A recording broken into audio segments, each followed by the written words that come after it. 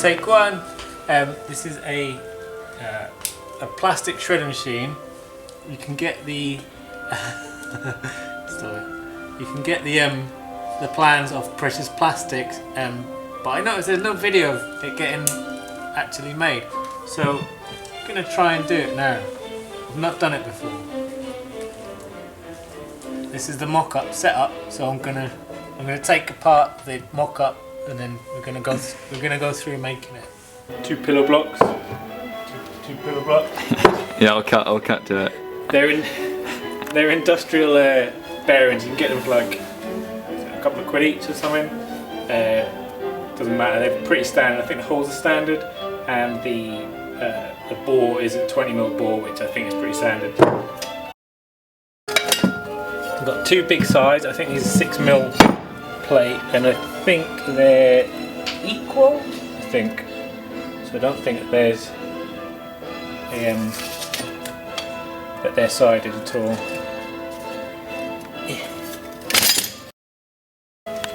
So that's a side.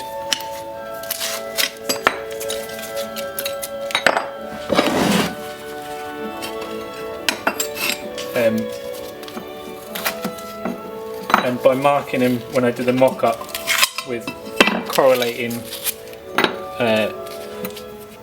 words, then you know where it goes. It's an old theatre trick from when I used to work theatre.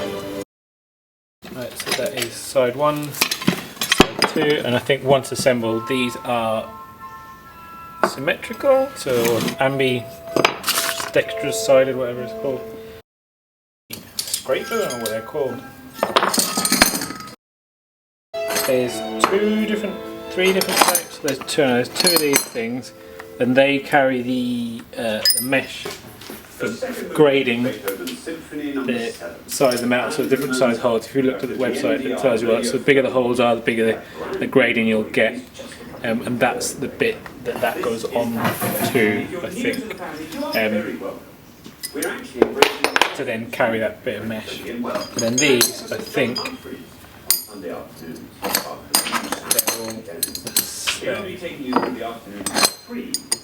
and there's quite all the little bits and nooks and crannies and stuff on it. Once you start assembling it, you realise what they're all for and how they work. It's very, very clever.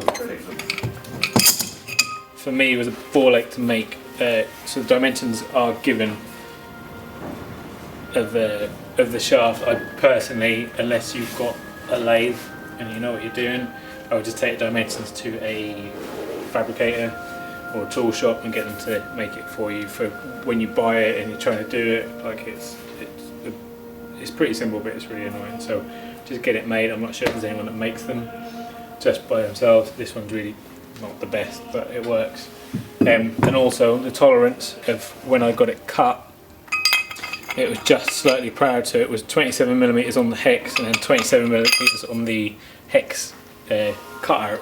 So it was literally just a fraction, so it wasn't nothing. When you measured it, there was no difference. It was so tight that you could do it. I guess you could heat up the teeth and get them on, but then I think they designed to have a little bit of play somewhat, because they are self-aligning, so the flex in it allows it to move around and not get bogged down and clogged up so much. So yeah, that's it. They come in a order when you assemble them. There's little teeth, little extra little bits there, and they're that's sort of number 2 and so on. So there's 1, 2, 3, 1, 2, 3, 1, 2, 3, and that gives you the order to chop them out.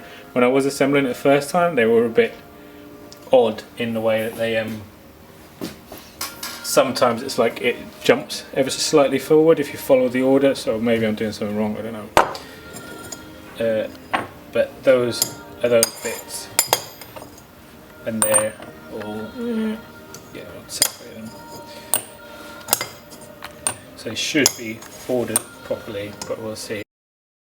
So I think the first thing that needs doing is to tack together the sides. So we're just going to tack them together to start, so then when the final assembly, if there's anything needs tweaking and that, because I think the rest of it, as far as I'm aware, is, apart from the grid, I think is all bolted together. So we'll do that. Right, so you want to get all these sides on. I think if you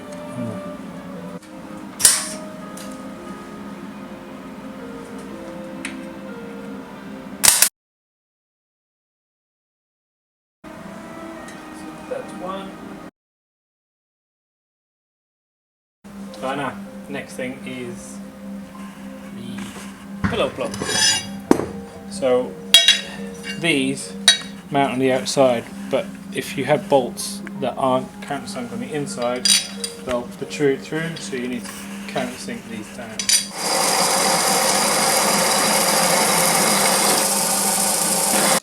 Cool. So countersunk. Pop them and bolt through.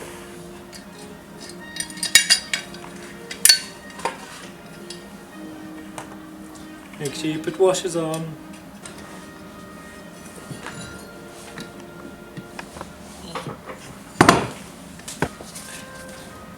Axle assembly? I think it's axle assembly. Hex down to the bottom of this vice, so we start assembling the cassette. So that's A number 3. And then one spacer. So I just ground this down ever slightly so these would fit. So spacer, and you've got number 2. And then you see there's a slight overlap, so they step as you assemble them. Spacer, number 1.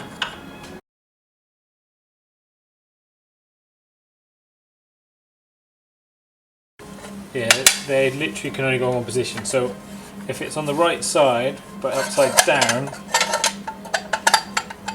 the slot's in a different place, so you end up with an overlap. If it's on the wrong side but the right way up, it has an overlap on the other side, so it can literally only be this side and the right way around. So this, you can't get that wrong technically. So what we can do is bolt this together, and they're M8s.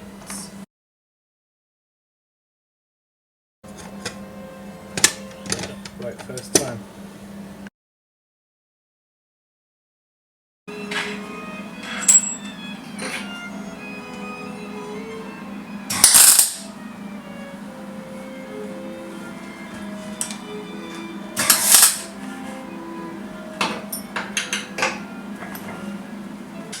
So they can only go on that side, and they can only go that way round because the holes aren't on the same distance on the plate. So if you put them around that way, the holes don't line up, they're too far that way.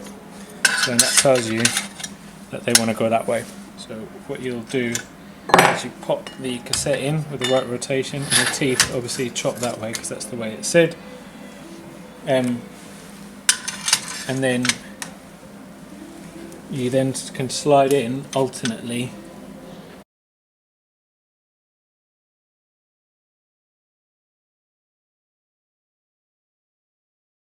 I think what we can do is put the end cap out on like a glove. Yeah, so that's it. Now all we need to do is pop the threaded rod through.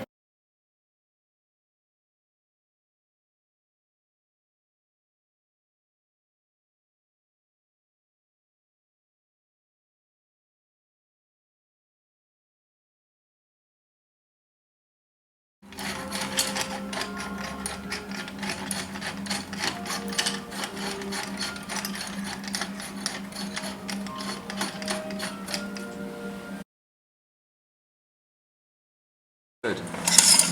Much fluid. Many jobs. Quite clever.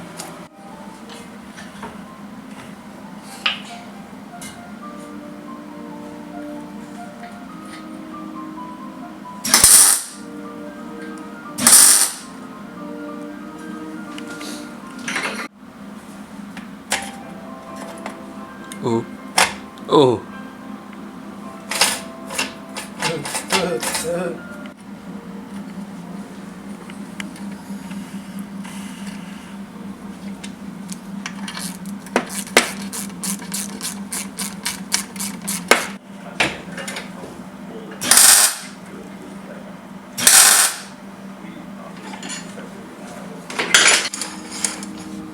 me.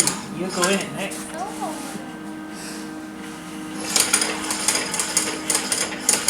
There we go. No. I just need to put the motor on it.